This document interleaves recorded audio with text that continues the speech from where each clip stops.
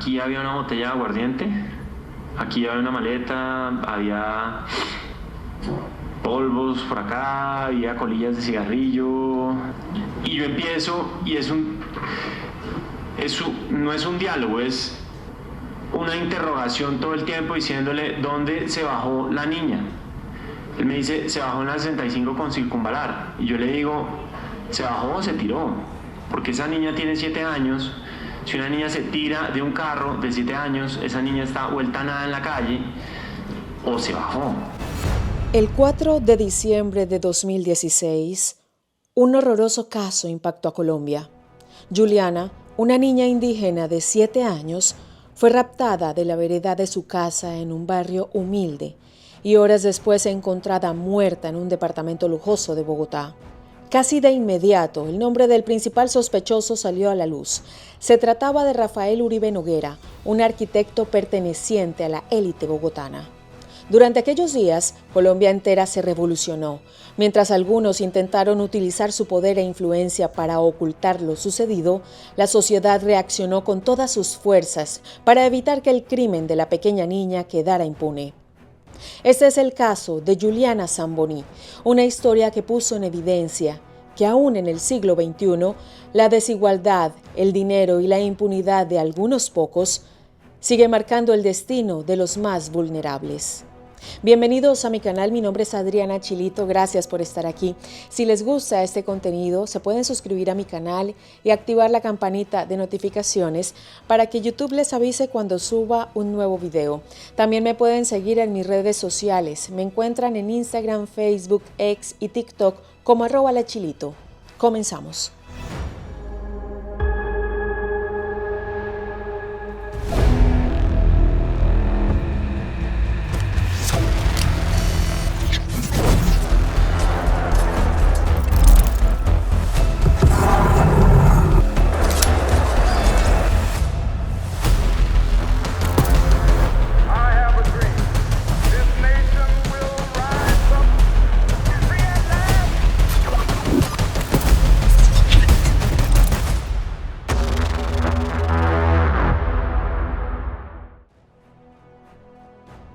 Dos mundos en Bogotá. Al momento de su muerte, Juliana tenía 7 años y estaba viviendo con su familia en Bosque Calderón, un barrio humilde de construcciones informales a las afueras de Bogotá. Pero no era oriunda de la capital del país, sino que venía de la región andina. Juliana nació en 2009 en una zona rural llamada El Tambo, en el departamento del Cauca.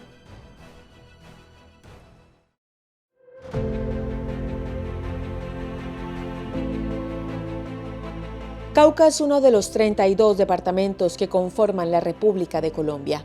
Su capital y ciudad más poblada es Popayán. Está ubicada al suroccidente del país entre las regiones andina y pacífica.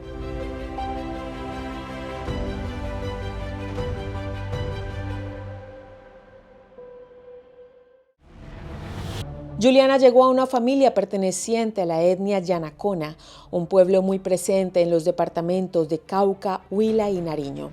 Su familia estaba conformada por sus padres, Juvencio Zamboni y Nelly Muñoz Velasco, y su hermana menor Nicole.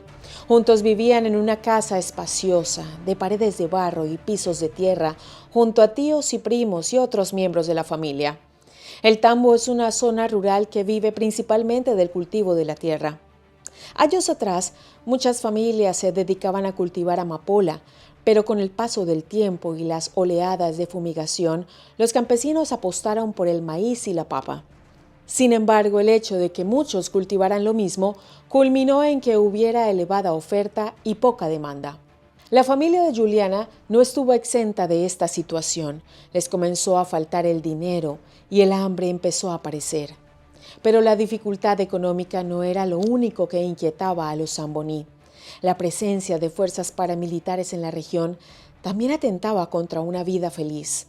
La familia de Juliana, al igual que muchos campesinos e indígenas, vivía amenazada por la presencia de guerrilleros que buscaban dominar territorios y reclutar a personas de forma forzada para sumar a sus filas. En 2012, en este contexto de precariedad y violencia, Juvencio, el papá de Juliana, tuvo que tomar una de las decisiones más difíciles de su vida. Dejó su tierra y viajó a Bogotá en busca de un futuro mejor. En la capital del país lo esperaba un primo que ya se había mudado a la ciudad por las mismas circunstancias. El hombre lo recibió en un cuarto donde vivía y a los pocos días Juvencio consiguió trabajo en el rubro de la construcción. Con el paso de los meses, el papá de Juliana se acostumbró a la gran ciudad y a las jornadas de 12 horas de trabajo, y aunque ganaba el salario mínimo, de a poco pudo ahorrar dinero. Cuando logró juntar lo suficiente, Juvencio alquiló un cuarto en una precaria casa en el barrio Bosque de Calderón y le envió dinero a su esposa Nelly, que junto a las niñas se mudaron a Bogotá. La casa donde vivían tenía el suelo de tierra y unas cortinas cumplían el papel de ventanas. Y no era solo para ellos. Juliana, sus padres y su hermana vivían en un cuarto y en otras 2 habitaciones vivían 2 familias más. Todos bajo el mismo techo compartían un único baño. Más allá de la precariedad, Juliana era una niña feliz. Era muy querida por sus padres y asistía a un colegio público cerca de su hogar. Aunque estaban lejos de su comunidad rural, la familia Zamboní creyó que más temprano que tarde saldrían adelante. Las 2 caras de Bogotá. Para muchas familias del interior del país, como la de Juliana, Bogotá se presenta como una ciudad que da nuevas oportunidades, una ciudad que puede llegar a brindar una vida mejor. Pero Bogotá no es solo eso. Allí también viven familias con poder, en zonas muy exclusivas, barrios como Chicó, Chapinero Alto o Santa Ana, donde se alzan edificios de lujo y casas rodeadas de muros, cámaras y vigilantes. Allí circula una élite que hereda apellidos, empresas y cargos políticos y que estudia en colegios privados bilingües mientras se desplaza en camionetas opulentas. Es un mundo que parece paralelo al de las barriadas del sur y las laderas orientales, pero que convive en la misma ciudad y a muy poca distancia. Mientras algunos nacen teniéndolo todo, otros tienen que construir su destino con sus propias manos.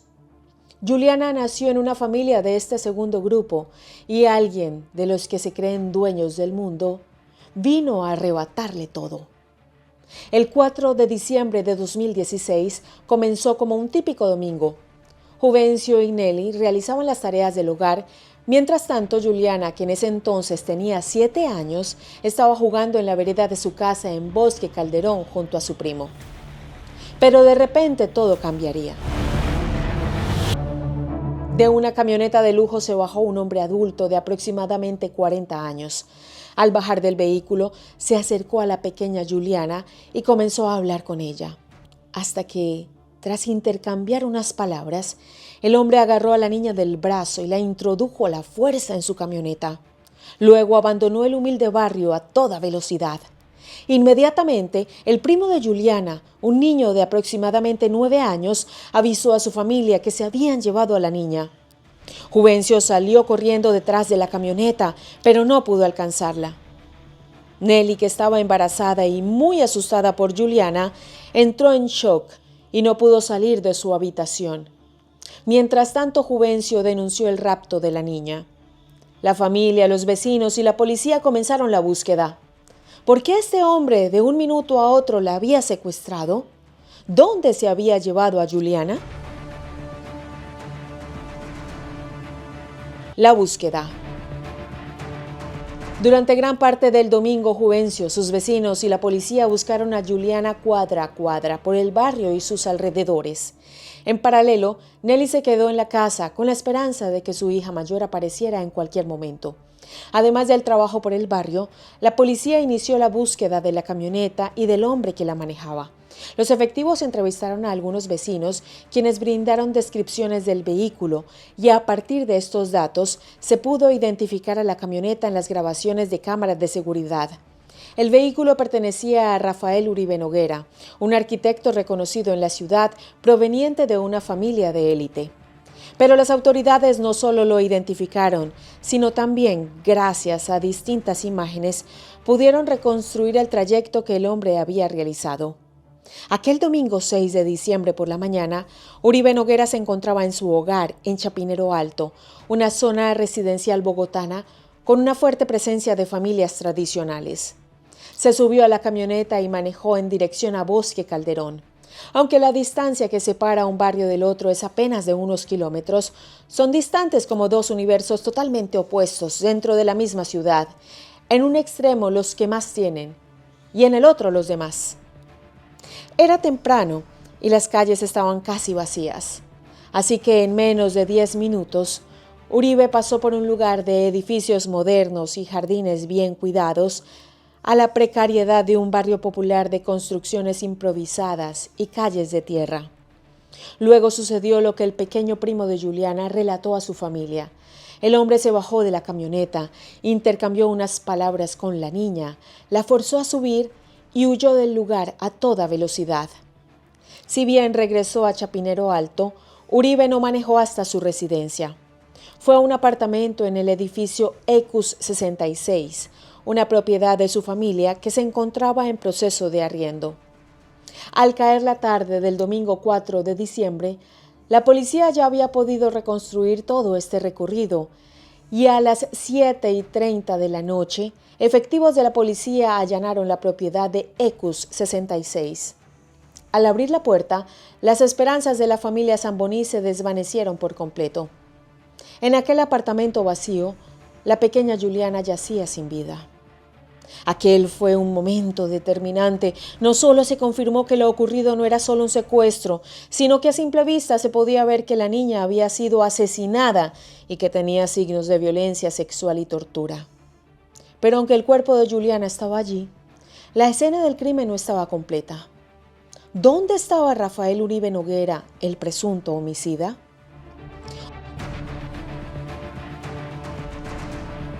Un poderoso se escondía, pero la sociedad exigió justicia. Horas antes del hallazgo de Juliana Zamboní, Rafael, acompañado por sus hermanos Francisco y Catalina, fue en taxi a buscar una clínica, ya que, según relató después, estaba sufriendo una sobredosis de droga. Primero se dirigió a la clínica Montserrat, donde tratan problemáticas psiquiátricas, entre ellos drogadicción. Pero al llegar, los médicos que valoraron el estado de Rafael Uribe no consideraron que atravesara algún episodio psicótico, por lo que no aceptaron su internación. Tras el intento fallido, los tres hermanos, nuevamente en taxi, fueron a buscar otro centro de salud que pudiera atenderlo y se dirigieron hasta la Clínica Navarra, especializada en temas cardiovasculares. Allí, según el parte médico, Uribe fue aceptado y remitido a la unidad de cuidados intensivos por una isquemia cardíaca por el consumo excesivo de drogas. Una isquemia es una disminución transitoria o permanente del riego sanguíneo de una parte del cuerpo, y lo llamativo fue que, según varios especialistas, el caso de isquemia cardíaca no requiere internación en unidad de cuidados intensivos, sino un estudio cardiológico. Entonces, ¿qué era lo que estaba atravesando Rafael Uribe? Los médicos especialistas en drogadicción no consideraron que estuviera pasando por una sobredosis. En paralelo, la clínica cardiológica lo ingresó a cuidados intensivos cuando no atravesaba un cuadro grave que ameritara internación. ¿La familia Uribe estaba utilizando sus influencias para proteger a Rafael? En este punto es importante mencionar que Rafael Uribe no era solo un hombre exitoso en su profesión, sino que había nacido en una familia de élite tradicional de Bogotá. Sus padres, María Isabel Noguera de Urrutia y Rafael Uribe Rivera, eran reconocidos en la ciudad. Ella como empresaria y representante legal de las Construcciones, y él por ser un arquitecto y académico respetado, profesor y exdecano de la Facultad de Arquitectura y Diseño de la Universidad Javeriana, una de las mejores universidades de Colombia. Mientras tanto, su hermano Francisco, quien lo había acompañado en taxi hasta la clínica, es un reconocido abogado, socio de la firma Brigard y Urrutia desde el 2012. Su nombre había empezado a estar en boca de todos en 2013, después de que el periodista Daniel Coronel destapara en una columna de la revista Semana que él había sido el verdadero cerebro legal tras la creación de 27 sociedades fantasmas usadas para comprar ilegalmente unas 40.000 hectáreas de baldíos en Bichada. Él figuraba como accionista único de todas esas compañías registradas en la sede del estudio con el fin de fragmentar la compra y así esquivar los límites legales sobre tierra legal estatal. Pero el crimen atroz que había sufrido Juliana había sobrepasado cualquier causa de corrupción y la sociedad colombiana no estaba dispuesta a quedarse de brazos cruzados. Al día siguiente del hallazgo del cuerpo de la pequeña, cientos de ciudadanos se congregaron en el Parque de Lourdes en Bogotá para expresar su repudio a la violación y asesinato de Juliana Zamboní. Todo lo que había sucedido era tan vil que hasta el mismísimo presidente se pronunció. Juan Manuel Santos escribió en su cuenta de Twitter: con profunda indignación condeno el crimen contra la niña de 7 años en Bogotá, que todo el peso de la justicia caiga sobre el responsable, y agregó el hashtag ni una más. Sin embargo, ya habían pasado casi 48 horas del asesinato de la niña y el presunto responsable continuaba internado en una clínica con un parte al menos sospechoso. En paralelo, los medios de comunicación informaron los resultados parciales de la necropsia. Según Medicina Legal, se pudo confirmar que la muerte de Juliana había sido por asfixia, por sofocación y por estrangulamiento y que tenía signos claros de violencia sexual. Además, en el análisis de las grabaciones de las cámaras de seguridad, se pudo ver que la pequeña Juliana había estado con vida dentro del vehículo del arquitecto. Es decir, ya no era solo el testimonio del pequeño primo de Juliana, sino que también había imágenes que lo comprobaban. Por último, en la camioneta se habían encontrado prendas de la niña. Las pruebas eran contundentes. Rafael Uribe Noguera debía responder por sus actos. Un crimen inocultable. El martes 6 de diciembre, cientos de ciudadanos se acercaron a la Clínica Navarra. Desde muy temprano comenzaron a escucharse los pedidos de justicia por la pequeña, acompañados de gritos de asesino. Las autoridades colombianas habían emitido una orden de captura a Uribe Noguera y pronto iban a buscarlo a la Clínica Navarra. Para las 4 de la tarde, más gente había llegado al lugar y la indignación era incontrolable. ¡Muértese, hijo de puta! Manifestantes empujaron las puertas del centro médico y en cuestión de minutos llegó el escuadrón móvil antidisturbios SMAD para acordonar la clínica. Mientras todo esto ocurría, Uribe Noguera estaba postrado en una cama de la clínica. Pero las autoridades habían llegado y no tenían tiempo que perder. Le leyeron los cargos en su contra: secuestro simple, acceso carnal violento, tortura y feminicidio agravado. Feminicidio agravado, artículo 104, acceso carnal violento, artículo 205 y 211, numeral 7 del Código de Procedimiento Penal. Afuera, la gente continuaba esperando a que Uribe Noguera saliera de la clínica. Alrededor de las 5:30 de la tarde, en medio de piedras, zapatazos, empujones y gritos, Noguera fue subido a un vehículo blindado del SMAT y fue trasladado al complejo judicial de Palo Quemao, al centro de la ciudad. En su primera audiencia, y pese a todas las pruebas que había en su contra, el arquitecto se declaró inocente. Sin embargo, después de 8 horas de audiencia a puerta cerrada, una juez ordenó que fuera recluido en la cárcel La Modelo por ser un peligro para la sociedad y para la familia de la víctima. Mientras el arquitecto permanecía en prisión en espera del juicio, más pruebas salieron a la luz. Se conoció el informe final de la necropsia, donde Medicina Legal pudo asegurar que en el cuerpo de la menor había rastros de ADN de Rafael Uribe Noguera. Además, con el paso de los días, sucedieron hechos que aumentaron la indignación popular. La Fiscalía colombiana acusó a Francisco y Catalina Uribe, los hermanos de Rafael, de los delitos de ocultamiento, alteración o destrucción de material probatorio y favorecimiento de secuestro. Las autoridades consideraron que los hermanos actuaron impropiamente porque no avisaron de inmediato la ubicación de Rafael, a pesar de haber sido informados de que su hermano estaba siendo buscado por la desaparición de la pequeña. Además, se pudo comprobar que ambos habían ingresado al apartamento, pero que solo avisaron la situación a la policía luego de haber dejado a Rafael en la clínica. Por último, días después del asesinato de Juliana, el portero del edificio Ecus 66, quien estaba de turno el día en que se encontró el cuerpo, fue hallado muerto en su casa. Desde un inicio, su familia sostuvo que Fernando Merchán Murillo se había suicidado, ya que tenía cortes en el cuello y sus muñecas, y además había dejado una carta de despedida. Pero por cómo se habían dado las cosas en todo el caso, se esperaba que la comunidad reaccionara con desconfianza.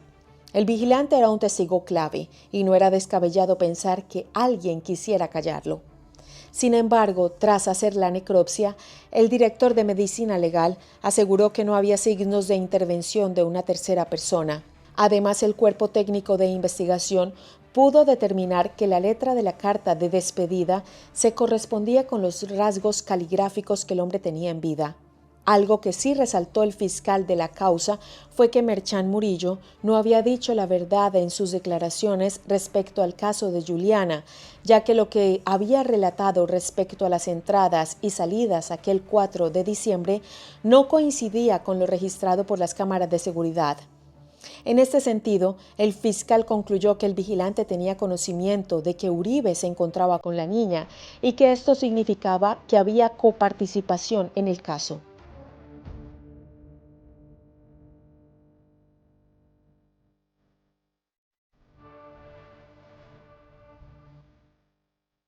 La confesión.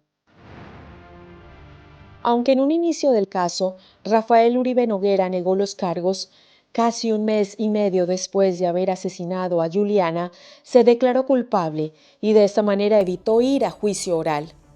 En una audiencia en enero de 2017, el hombre aceptó los hechos, aunque también dijo haber experimentado algún tipo de inconsciencia por el consumo de drogas y alcohol.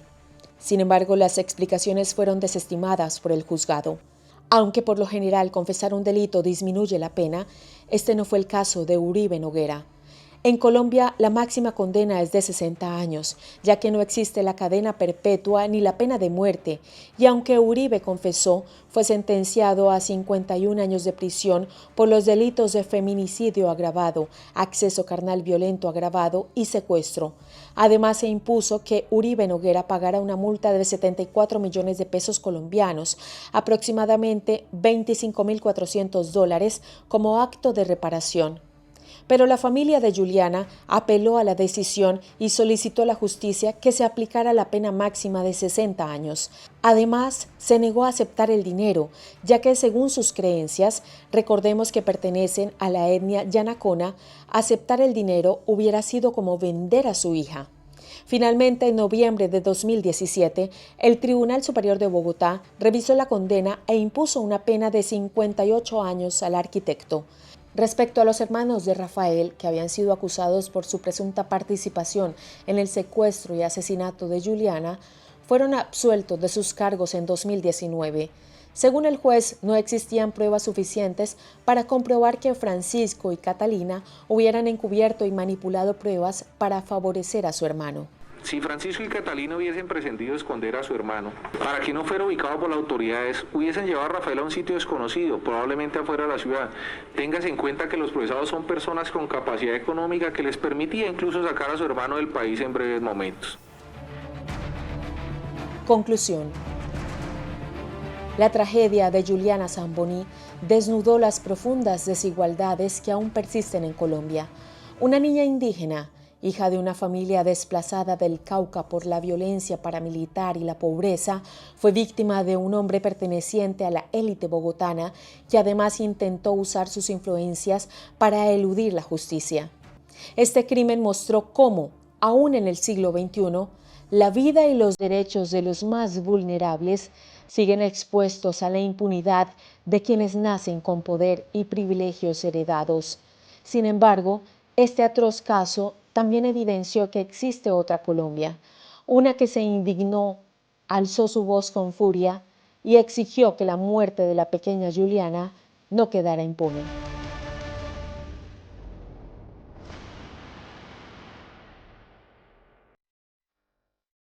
Gracias a todos por llegar hasta el final del video y conocer lo que ha sucedido en la historia reciente de Colombia. Este caso de Juliana Zamboni sacudió a la comunidad entera, que no dudó en responder y exigir justicia. Si les gusta este contenido, se pueden suscribir a mi canal y activar la campanita de notificaciones. Me pueden seguir en mis redes sociales. Me encuentran en Instagram, Facebook, X y TikTok como @lachilito. Saludo especial a mis queridos suscriptores y también a los miembros que nos apoyan incondicionalmente y a quienes quiero muchísimo. Hoy vamos a saludar a Ulises Castro Baza, nuestro más reciente miembro. Gracias, Ulises, por unirte a esta comunidad. Un abrazo grande te envío. Gracias por apoyar a mi equipo de trabajo. Los quiero mucho y les deseo a todos una feliz semana. Nos vemos en un próximo video. Hasta pronto.